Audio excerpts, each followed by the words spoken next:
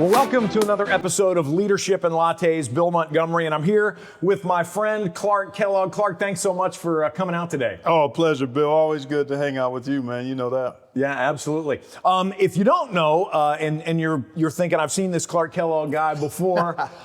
If you've watched some March Madness or you've watched some college basketball, he's been a staple on CBS for many years.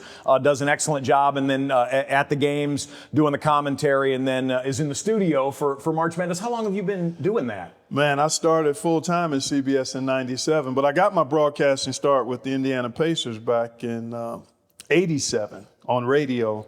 Did TV for the Pacers for 20 plus years in addition to college work at ESPN. So I've been at it since the late '80s. So Ooh. I'm closing in on 40 years of being behind the microphone in some form or fashion. CBS since '97. So this will be my 28th Final Four coming up. Yeah.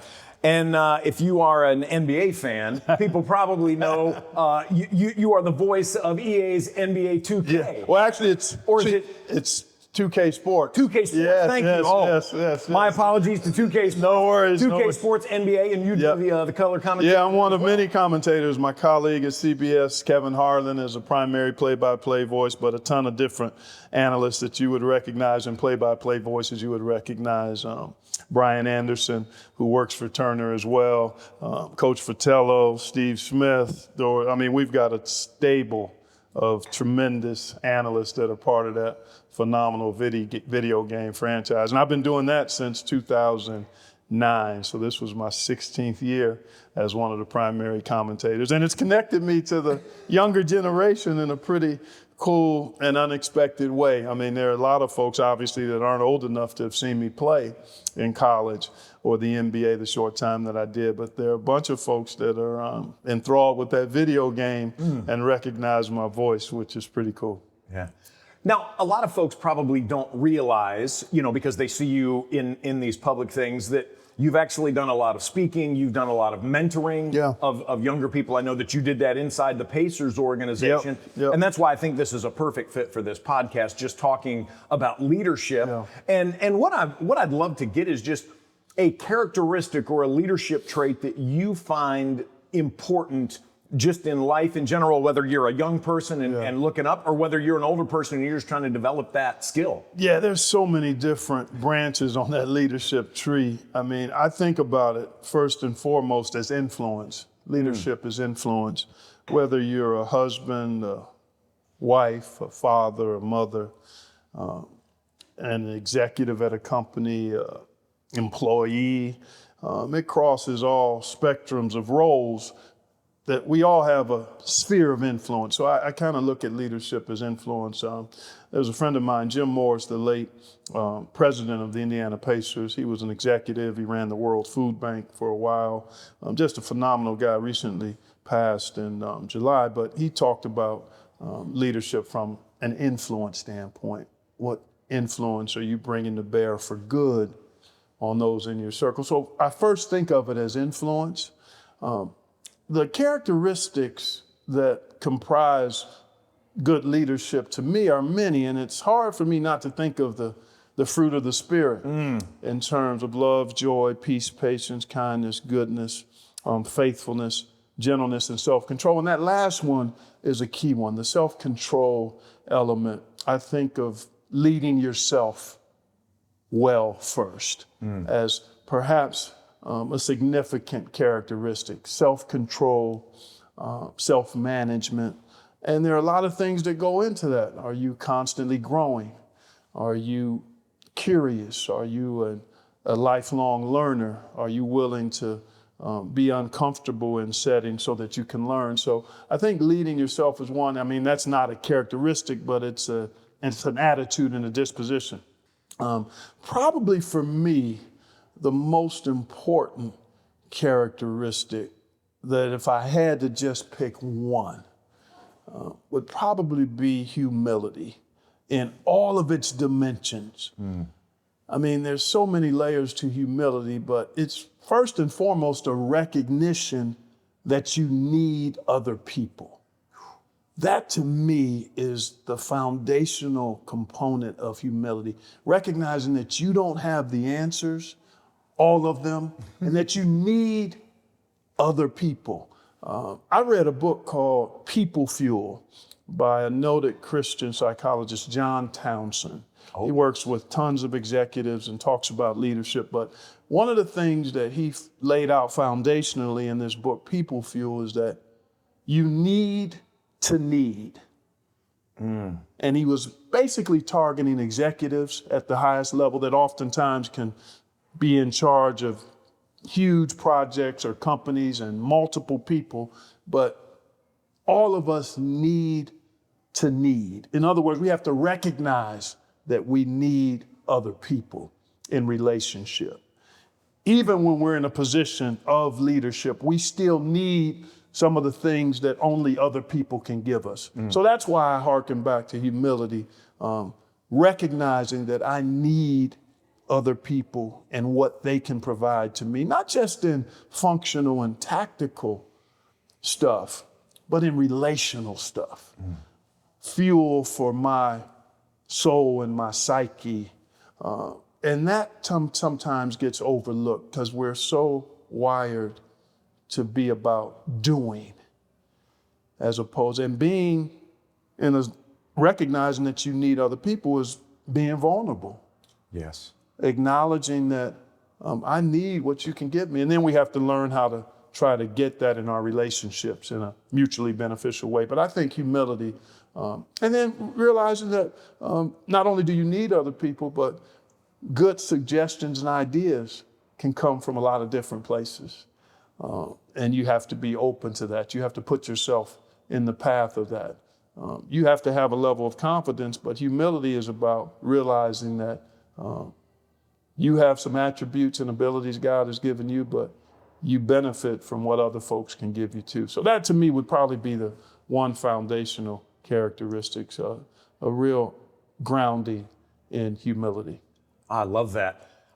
It's interesting because humility, is one of those things that, as we think about leadership publicly, is often hard to see. It's interesting. I was watching an NFL game yesterday, and as happens in the heat of the battle, two teammates from the same team. Yes, I saw the Seattle. Yes, the Seattle game. Seattle Seahawks. Yeah, and what I loved is that after that cooled down, you could see that the younger player humbled himself, was listening, because all of that takes place in the public stage. Yeah, well, that's a great example. I mean, that's a really good practical example.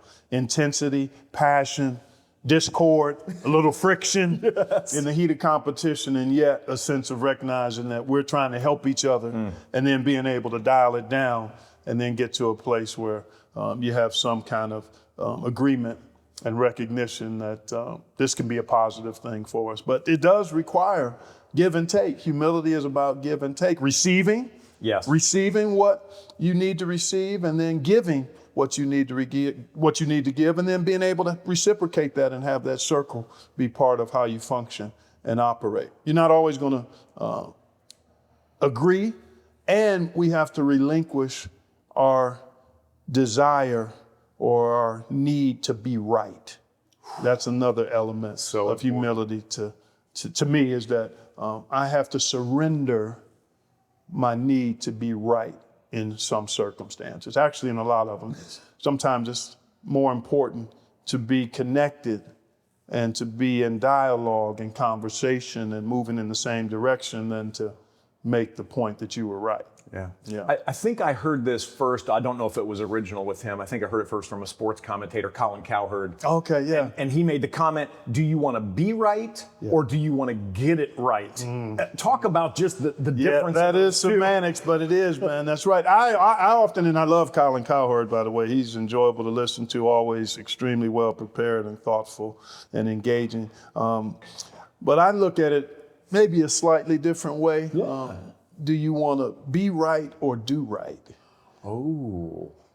Is it more important to appear right or to be doing what's right? Yeah. And it's much the same. I mean, those are branches on the same tree. The difference, and again, I think it just goes back to humility, right?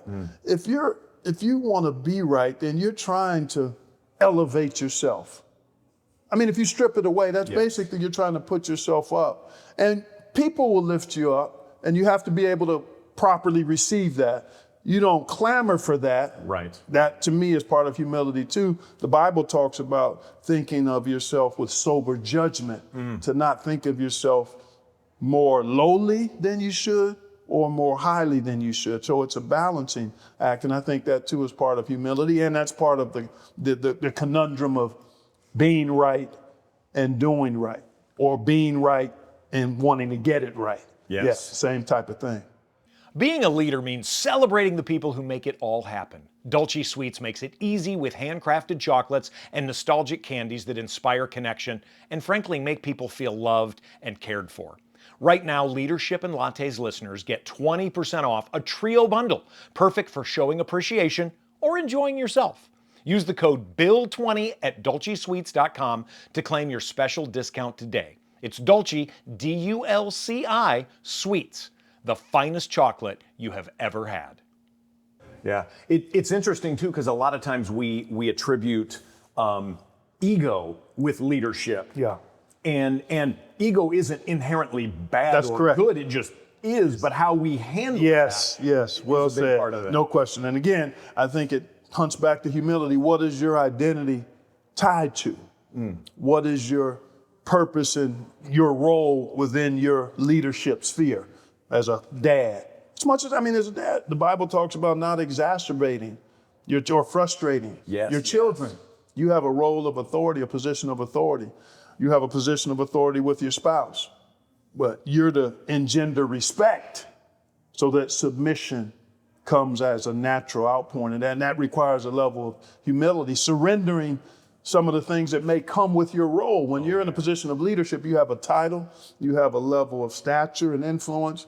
Well, I think whenever you have great stature, you even have to be more mindful of humility and self-control, because you've been pastors, teachers, they're held to a higher standard according to the scripture. Yes. Because they've been entrusted with more. So when you're in those positions, then you too are called to be much more mindful of humility and self-control and your need for other people. Clearly, there's some things that you have to decide on your own when you're in a position of leadership, as a husband, father, running a radio station, whatever it might be. Right. But then there's still that requirement and expectation that you recognize you need other people to be your best.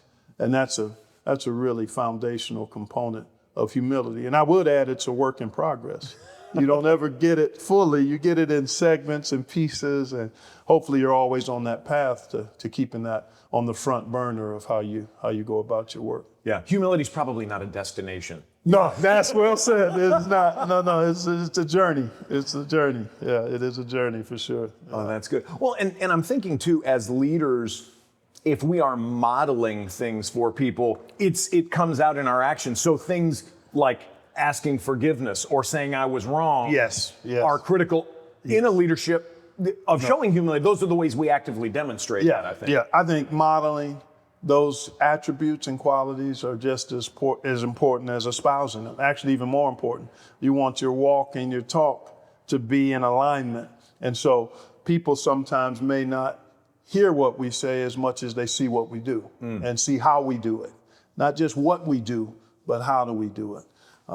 How do we handle the role and mantle of our position of leadership? And it's not just, to me, leadership isn't just a position, it's a responsibility.